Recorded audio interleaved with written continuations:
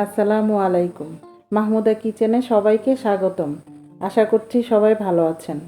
আজকে আপনাদের জন্য নিয়ে আসছি ঝিঙে আলু দিয়ে মাছের ঝোল। আর আমি এই রেসিপিটা খুব অল্প মশলায় রান্না করব। এই রেসিপিটা খেতে যেরকম সুস্বাদু আর এই গরমে স্বাস্থ্যের জন্য অত্যন্ত উপকারী। আর এই সিজনে প্রচুর ঝিঙে পাওয়া যায়। আপনারা চাইলে খুব সহজে এই রেসিপিটা বানিয়ে খেতে পারেন।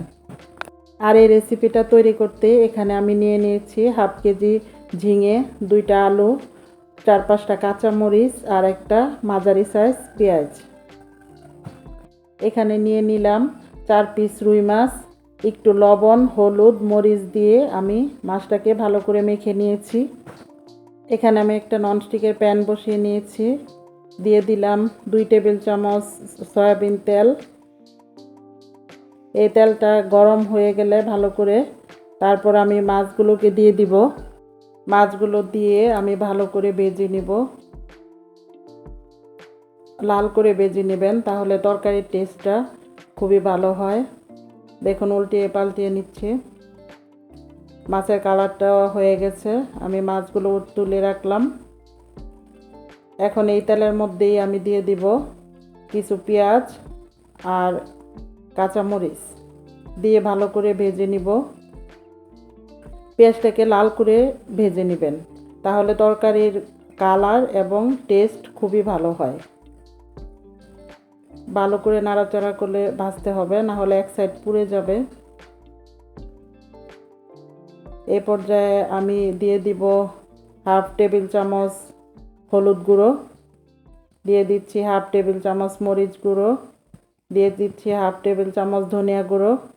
অল্প পানি দিয়ে মশলাকে ভালো করে কষিয়ে নিতে হবে।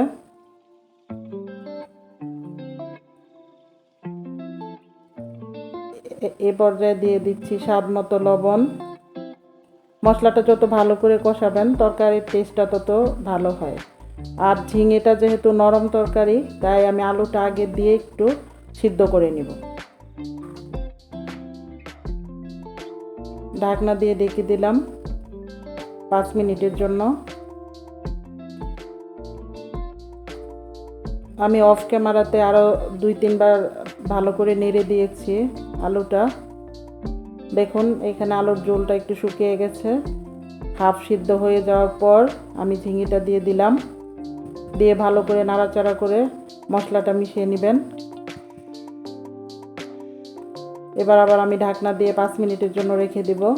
ঝিঙে থেকে যে পরিমাণ পানি আছে ওটা বের হয়ে যাবে। ভালো করে কষিয়ে নিতে হবে। ঝিঙেটা দেওয়ার পর আবারও ঢেকে দিয়ে আমি 5 মিনিটের জন্য রান্না করব। দেখুন আমার ঝিঙেটা অলমোস্ট শুকিয়ে গেছে। এই পর্যায়ে আমি একটু ঝোল দিয়ে দিব। ঝোল দিয়ে ভালো করে মিশিয়ে নিতে হবে। বেশি ঝোল দেওয়া যাবে না, তাহলে তরকারির টেস্টটা খুব ভালো হয় না। এ পর্যায়ে আমি মাছগুলো দিয়ে দিচ্ছি।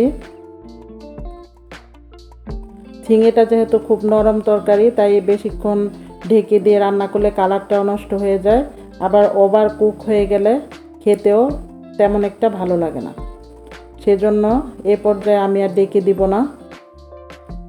না দিয়ে এমনিতেই ভালো করে চুলার আঁচটা ভালো করে বাড়িয়ে দিয়ে রান্না করে নেব। দেখুন আমি তরকারিটা নামিয়ে নিয়েছি। দেখুন আমার ঝিঙে আলু দিয়ে রুই মাছের ঝোলটা কত সুন্দর হয়েছে। দেখতে যেরকম সুন্দর হয়েছে, খেতেও ঠিক তেমনই টেস্ট হবে। আশা করি সবাই এই রেসিপিটা বাসায় তৈরি করবেন।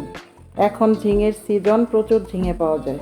আর আপনাদের হেলথের জন্য এটা অত্যন্ত উপকারী। যদি আমার এই রেসিপিটা ভালো লেগে থাকে তাহলে সবাই আমার চ্যানেলটাকে প্লিজ সাবস্ক্রাইব করে দিবেন, বেল আইকনে ক্লিক করে পাশে থাকবেন। ধন্যবাদ সবাইকে। খুদা হাফেজ।